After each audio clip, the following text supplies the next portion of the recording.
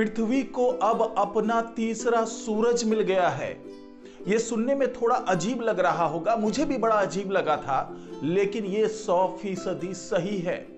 और सबसे बड़ी बात यह है कि इस सूरज की क्षमता जो अभी वर्तमान में सूरज है उससे 100 गुना ज्यादा है। और यह सूरज जल्दी ही आपको नजर भी आएगा। अब आप ये कह रहे होंगे कि हम तीसरे सूरज की बात कर रहे हैं, जबकि आसमान में तो केवल एक सूरज दिखता है, तो ये दूसरा सूरज कहां गया? हम अचानक तीसरे सूरज की बात क्यों कर रहे हैं? तो ये तमाम चीजें वैज्ञानिकों ने बताई है और जो खुलासा किया है और जो बताया है कि ये 3 सूरज किस तरीके से हमारी पृथ्वी के पास मौजूद है, तो ये तमाम जानकारी मैं आपको इस वीडियो में देने जा रहा हूं। तो इस वीडियो को आखिर तक देखिएगा, क्योंकि मैं बताऊंगा कि किस तरीके से ये 3 सूरज हमारे पृथ्वी की मदद करने वाले हैं और आगे जान पाएंगे आप कि ये 3 सूरज किस तरीके से पूरे वायुमंडल को बदल देने वाले हैं। तो वीडियो के आखिर तक बने रहिएगा। नमस्कार, मैं हूं डॉक्टर सुरजीत सिंह और आप देख रहे हैं महना मिस्ट्री। तो दोस्तों, मैं जिस तीसरे सूरज की बात कर रहा हूं उसको तैयार करने में कई दशक लग गए। अब आपको यह सुनकर बेहद हैरानी हो रही होगी कि मैं यहां कह रहा हूं तैयार करने में। जी हां दोस्तों, यह बिल्कुल सही बात है, क्योंकि अगर हम दूसरे सूरज की बात करें तो उसे भी तैयार ही किया गया है और अब ये तीसरा सूरज भी बनकर तैयार हो चुका है। लेकिन इससे मिलने वाली ऊर्जा अभी थोड़ा समय लेगी, क्योंकि इससे पहले भी जो एक सूरज तैयार हुआ है उस पर भी अभी काम चल रहा है और इस तीसरे सूरज पर भी काम चल रहा है। तो अब आप कहेंगे कि जब प्राकृतिक तौर से हमारे पास सूरज मौजूद है तो फिर ये 2 सूरज और तैयार करने की जरूरत क्यों पड़ी और इसे तैयार कहां किया गया है? तो दोस्तों, मैं आपको बता दूं कि प्राकृतिक तौर पे तो वाकई हमारे पास सूरज मौजूद है, लेकिन किसी भी अप्रिय घटना के कारण अगर इस सूरज से मिलने वाली रोशनी में कमी आ गई या उससे उस तरीके की ऊर्जा नहीं प्राप्त हो पाए जिससे जीवन मौजूद रह पाए पृथ्वी पर, तो उसका ये विकल्प है ये 2 सूरज। तो ये कैसे काम करेंगे और इससे क्या होने वाला है आने वाले दिनों में, ये तमाम जानकारी आपको इस वीडियो में मिलने वाली है।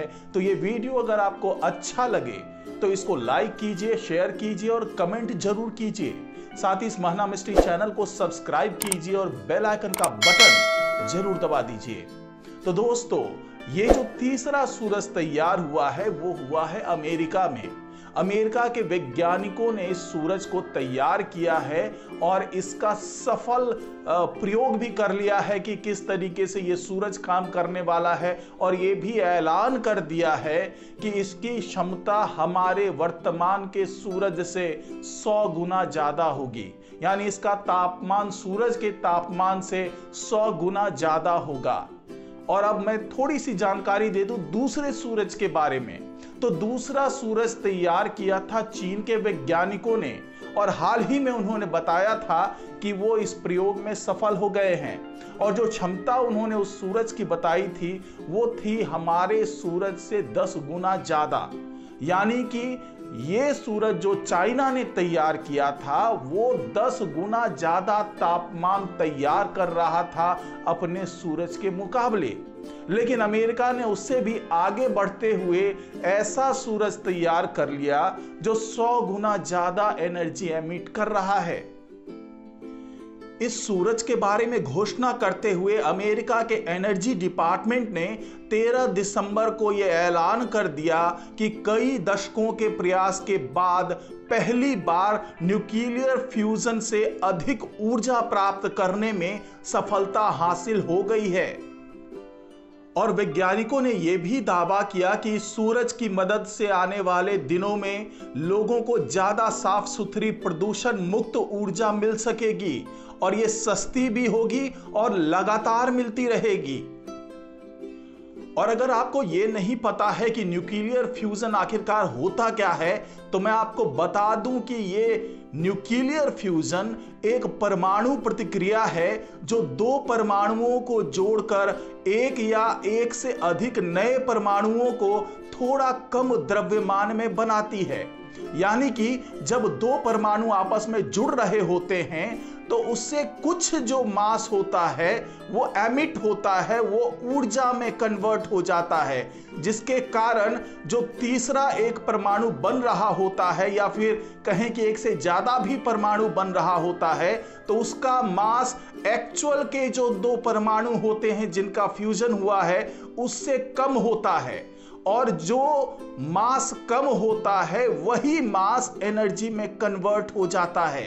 तो अमेरिका के वैज्ञानिकों ने इस पूरे प्रयोग को बहुत ही कंट्रोल एनवायरनमेंट में अंजाम दिया और उन्होंने इस प्रयोग को करने के लिए एक सोने के कनस्तर में ड्यूटेरियम और ट्रिटियम के एक्स्ट्रा न्यूट्रॉन के साथ हाइड्रोजन के दो एटम से बने ईंधन के 1 मिलीमीटर पैलेट पर 192 लेजर दागे और जब ये लेजर कनस्तर से टकराए तो वो एक्सरे पैदा करने लगे जो ईंधन पैलेट को शीशे के घनत्व से लगभग 20 गुना और 30 लाख डिग्री सेल्सियस से अधिक तक गर्म कर दिया, यानी सूरज की सतह से 100 गुना ज्यादा गर्म।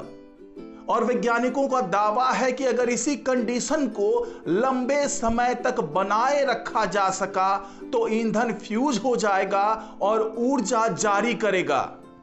और ये फ्यूजन रिएक्शन कितना सक्सेसफुल रहा उसको समझने के लिए साइंटिस्ट फ्यूजन की प्रक्रिया से जारी एनर्जी और लेजर के भीतर मौजूद एनर्जी की मात्रा के बीच के अनुपात को देखते हैं और इस अनुपात को लाभ कहा जाता है, यानी गेन होता है ये। तो 5 दिसंबर 2022 को नेशनल इग्निशन फैसिलिटी ने 20 लाख जूल लेजर ऊर्जा 15 मिनट के लिए पैदा की। इसके बाद ये ऊर्जा बढ़कर 30 लाख जूल हो गई। आपको बता दें कि अगस्त 2021 में यहां पर 0.7 का लाभ मिला था, लेकिन इस बार इसने पिछले तमाम रिकॉर्ड को तोड़ते हुए लगभग 1.5 का लाभ हासिल कर लिया है। अगर अमेरिका के वैज्ञानिकों के दावे को सही माने तो अमेरिका 1960 से ही इस न्यूक्लियर फ्यूजन के प्रोजेक्ट पर काम कर रहा था और अब जाकर के उन्होंने जो रिकॉर्ड तोड़ सफलता पाई है ये उसी का परिणाम था, क्योंकि पहले उसने 10 लाख जूल का निर्माण किया, अब उसके बाद जो इस फ्यूजन रिएक्टर में जो ऊर्जा का निर्माण हो रहा है वो लगभग 20 लाख जूल है। लेकिन अब जो रिकॉर्ड तोड़ा है वैज्ञानिकों ने वो ये है कि अब इस न्यूक्लियर फ्यूजन से 30 लाख जूल लेजर एनर्जी को हासिल कर लिया गया है। और अब वैज्ञानिकों का यह दावा है कि ये जो एक नकली सूरज तैयार किया गया है, एक आर्टिफिशियल सन तैयार किया गया है, वो आने वाले दिनों में पृथ्वी और यहाँ के रहने वाले लोगों के लिए बहुत ज्यादा मददगार साबित होने वाला है, क्योंकि इससे बिल्कुल क्लीन एनर्जी मिलेगी और इसमें किसी तरीके का ना तो पॉल्यूशन होगा ना ही रेडिएशन होगा।